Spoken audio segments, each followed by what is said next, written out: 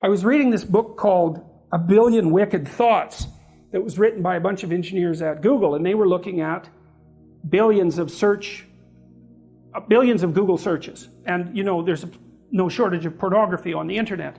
And there's much less by proportion than there was when the internet was first invented.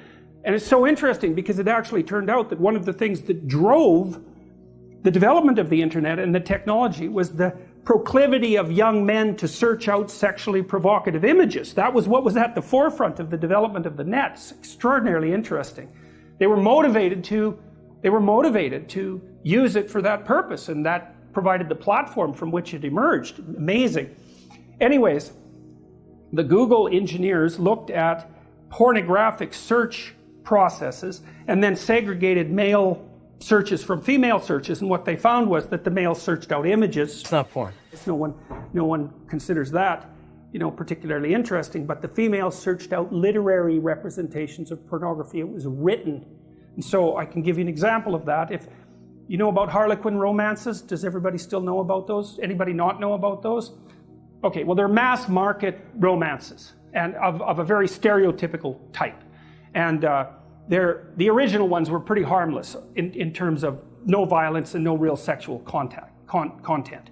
But that was 40 years ago, and they've differentiated tremendously, and now there's hardcore Harlequin romances. So they did a plot analysis of the typical pornographic female fantasy. Well, and it's so comical because engineers did this, and social scientists would never do this because they'd be probably too concerned about the ethics of it or some damn thing. But engineers, you know, they'll just plow ahead with no concern whatsoever for such things, and they actually discover things that way. And so they discovered the basic plot of the female pornographic literary product. And they identified, so basically what happened was that a innocent, well-meaning, and attractive young woman encounters a male who's a bit of a monster. And the monster, there's 5 types of classic male monster. For all you males who want to know, this is what you can become. Vampire, that's a good one. Werewolf, billionaire, pirate, and surgeon. I was reading this, it was just cracking me up. I thought, oh my God, really?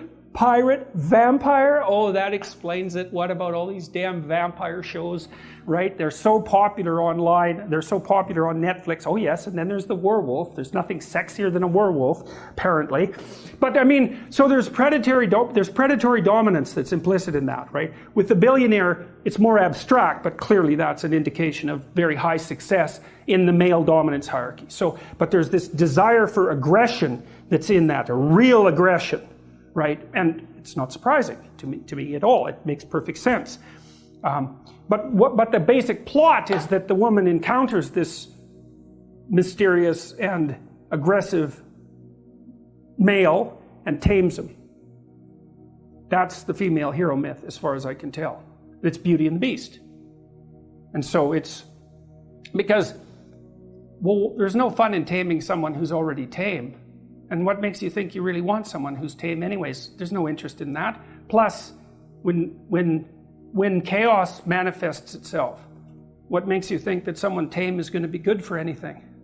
And it's a real question. And so that aggression is absolutely vital. It's absolutely necessary.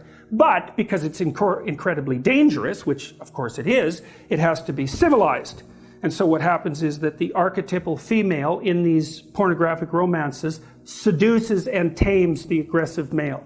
And that's her encounter with chaos. Now it's more complicated. Of course, females, they're more complicated, and that's exactly how it is. And it's no wonder, because their lives are more complicated.